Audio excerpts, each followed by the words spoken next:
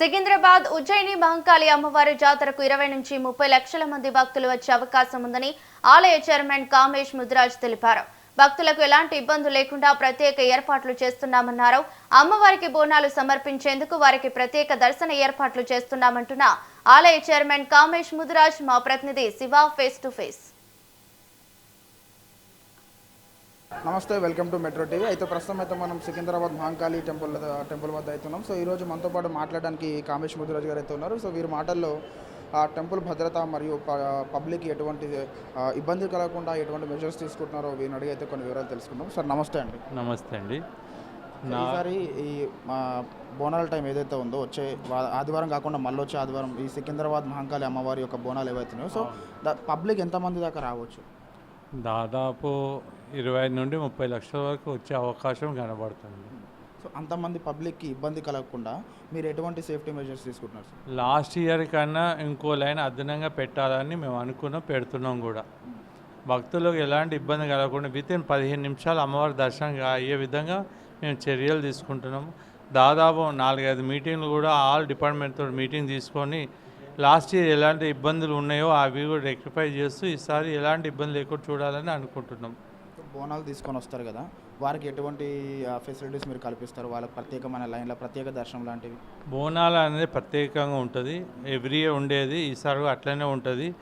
వృద్ధులైనా గర్భిణీలైనా ఇంకా వికలాంగులు ఏదైనా వాళ్ళకి సపరేట్ డైరెక్ట్ లైన్ ఉంటుంది. డైరెక్ట్ వాళ్ళు వచ్చేసి మా ఒక రిప్రజెంటేటివ్స్ ఉంటారు, వాళ్ళకి చెప్తే డైరెక్ట్ తీసుకొని దర్శనం చేయిస్తారు.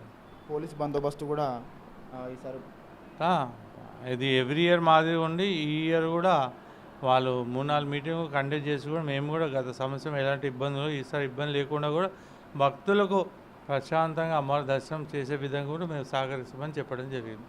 ఇటు ఈ పార్కింగ్ కానీ రూట్ మ్యాప్ కానీ ఏ విధంగా డిజైన్ చేసుకున్నారు? ఎక్కడెక్కడ రోడ్ ఓపెన్ చేయాలి, ఎక్కడ రోడ్ క్లోజ్ చేయాలి, ఎక్కడ వన్ వేస్ పెట్టాలి? ఎందుకంటే భారీగా పబ్లిక్ వస్తుంటారు కదా. పబ్లిక్ అనుగుణంగానే మేము చేయడం జరిగింది. పర్టికల్గానే చెప్పడం ఉండదు, అనుకూలం బట్టి మనం ఓపెన్ చేయడం ఉంటుంది. అంటే రూట్ మ్యాప్ అనేది అప్పటికప్పుడు ఆల్రెడీ రూట్ మ్యాప్ ఉంది, ఎమర్జెన్సీ ఎంట్రన్స్ ఉంటాయి, అవసరం అని కూడా ఆ ఎంట్రన్స్ కూడా ఓపెన్ చేసి కూడా దర్శనానికి వీలయ్యే విధంగా మేము సహకరిస్తాం.